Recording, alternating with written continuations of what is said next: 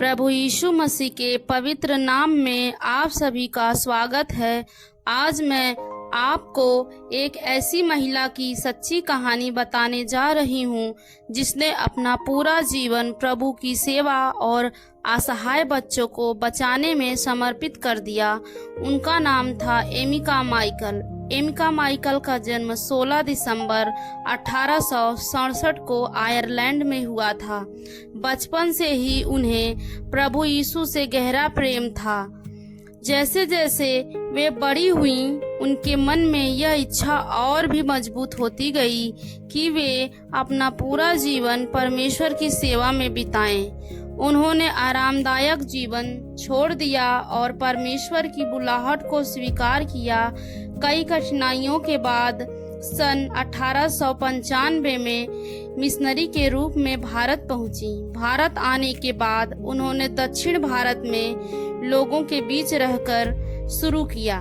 उन्होंने स्थानीय भाषा और संस्कृति को समझने का प्रयास किया ताकि लोगों तक प्रेम और सुसमाचार पहुंच सके।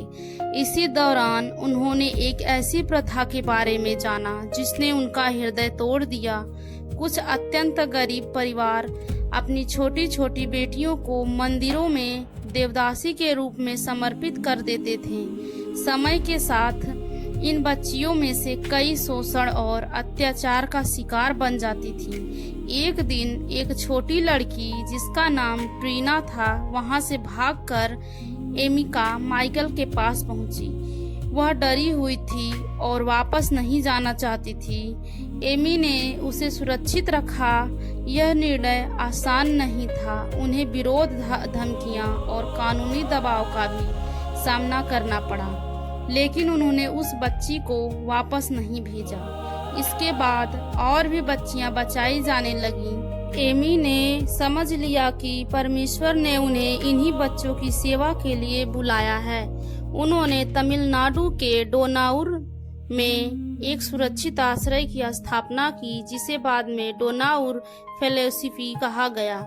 वहां बच्चियों को रहने की जगह, भोजन, शिक्षा, प्रेम और परमेश्वर के वचन की शिक्षा दी जाती थी।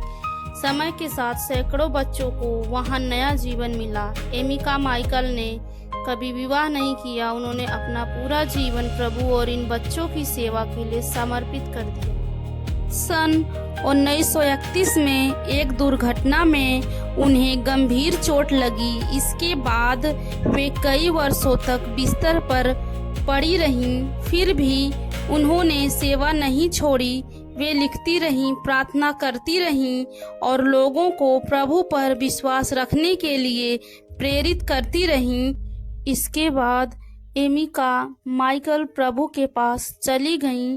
उन्होंने अपने पीछे कोई बड़ी संपत्ति नहीं छोड़ी, बल्कि प्रेम, सेवा और विश्वास की ऐसी विरासत छोड़ी जो आज भी दुनिया भर के मसीहों को प्रेरित करती है।